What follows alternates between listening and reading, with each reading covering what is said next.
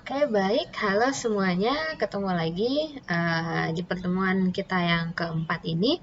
Nah, bila pertemuan ketiga kemarin kita berbicara soal senyawa fenolik ya, fungsinya untuk apa, kemudian kegunaannya bagaimana, terus apa sih yang disebut senyawa fenolik itu. Nah, sekarang kita akan berbicara mengenai klasifikasi senyawa fenolik ya. Senyawa fenolik itu ada beberapa klasifikasinya ya. Ada di sini berdasarkan ikatan rantai karbonnya ya.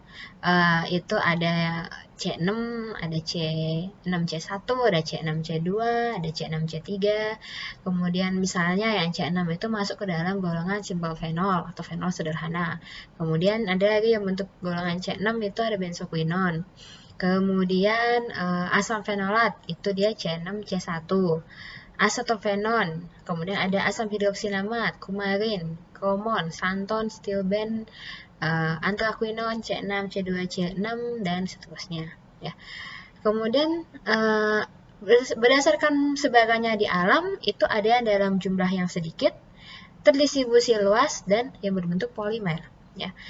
Dalam jumlah yang sedikit itu contohnya seperti fenol-fenol sederhana, atau pirokatekol, hidroquinon, gasapsinol, aldehid, turunan-turunan dari asam benzoat, dan yang lain-lainnya. Ya. Untuk yang terdistribusi luas, itu contohnya seperti flavonoid dan turunannya, kemudian ada kumarin, ada asam fenolat, kemudian ada asam benzoat, dan asam sinamat, dan beserta turunan-turunan yang lainnya. Kemudian ada yang berbentuk polimer. Polimer kan berarti dia banyak ya, atau kumpulan beberapa struktur fenol gitu ya. Seperti tanin dan lignin. Nah, polimer ini kan biasanya dikarakterisasi dengan jumlah BM-nya yang cukup tinggi.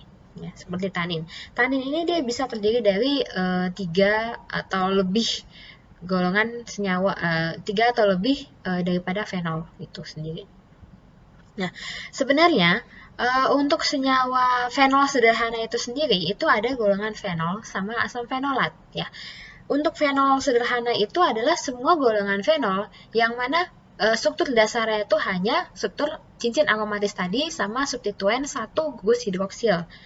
Namun untuk golongan asam fenolat dia yang C6C1 ini. Jadi selain gugus hidroksil dan asam fenolat, ada substitusi dari C1 yang lainnya. Yang mana C1 ini dia biasanya mengikat asam karboksilat ya. Asam karboksilat bagaimana dia strukturnya? Oke, COOH ya, COOH.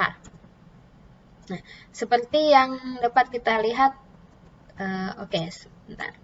Nanti kita akan bahas kembali.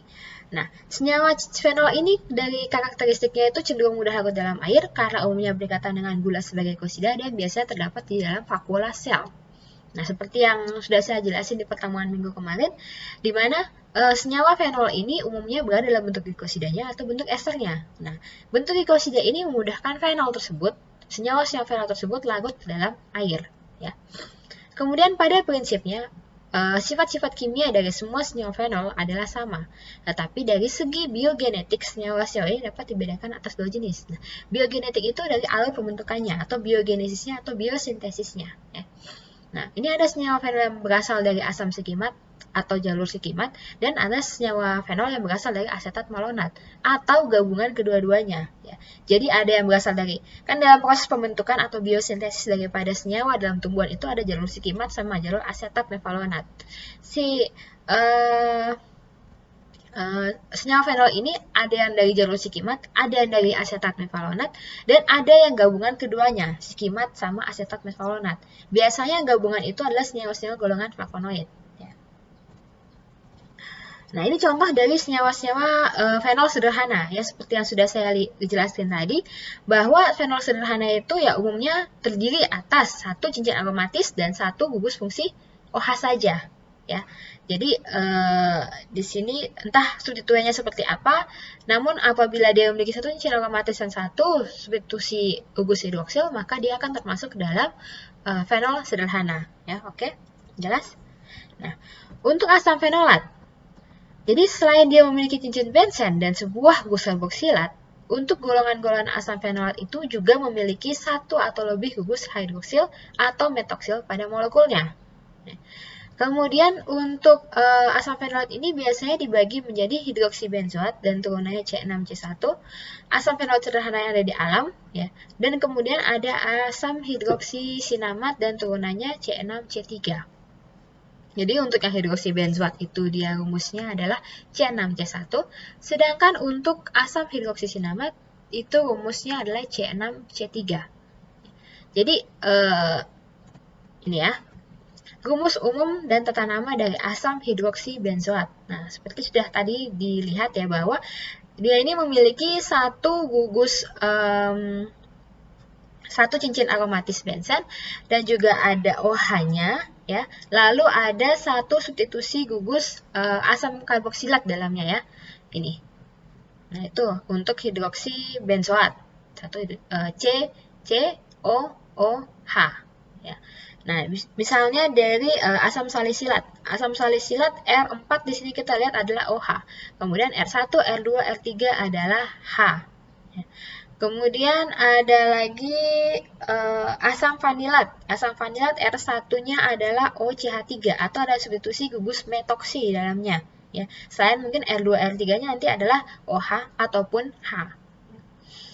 Selanjutnya ada asam gentisat. Nah, ini R1, R3-nya adalah OH. R1, R3-nya adalah OH. Kemudian, kurang kelihatan ya sepertinya. Kita coba lihat. Nah, asam gentisat, nah R4, R2 dan R4-nya adalah H. Kemudian ada asam galat. Nah, asam galat nih R1, R2, R3-nya adalah OH. R1, R2, R3 adalah OH dan R4-nya adalah H. Ya, jadi minimal dia memiliki gugus karboksilat ini satu dan ada satu atau lebih gugus hidroksil ataupun metoksi di dalamnya. Oke, jelas sampai di sini. Nah, kemudian untuk asam hidroksisinamat.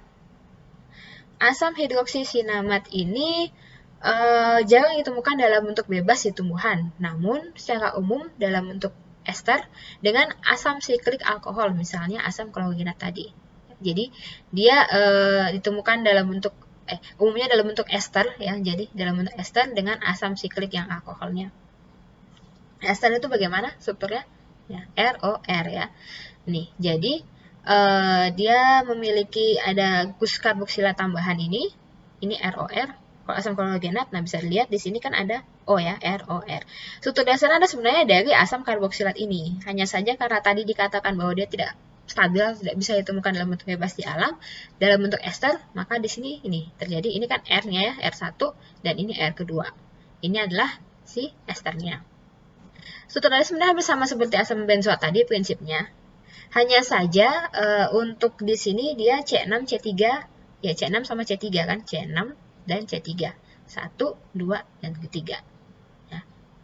Ini seperti asam seramat itu ada R1, R2, R3, R4-nya ada H keseluruhannya. Kemudian asam kumarat itu R1-nya OH, kemudian R2, R3, R4-nya adalah H. Kemudian ada asam M kumarat itu nggak kelihatan seperti di sini. Oh ya, nih. Ya, asam kumarat, asam kafeat, asam ferulat, asam sinapat. Ya. Nanti bisa kalian cek lagi kembali pada modul yang akan diberikan. Nah, bagaimana sih caranya untuk mengidentifikasi keberadaan daripada fenol dalam suatu kandungan tumbuhan atau misalnya dalam suatu ekstrak ya.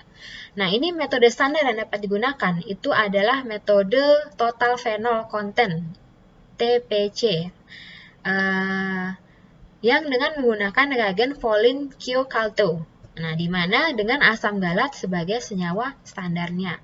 Nah, nanti coba kalian lihat lebih jelas lagi atau lebih lanjut lagi mengenai metode ini atau metode TPC ini dengan reagen Volin Q Calto. Bagaimana metode pengerjaannya dan bagaimana kira-kira prinsip kerjanya daripada metode untuk identifikasi ini. Ya. Baik, untuk pertemuan keempat kali ini kita akhiri sampai di sini. Sampai ketemu lagi di pertemuan selanjutnya. Terima kasih.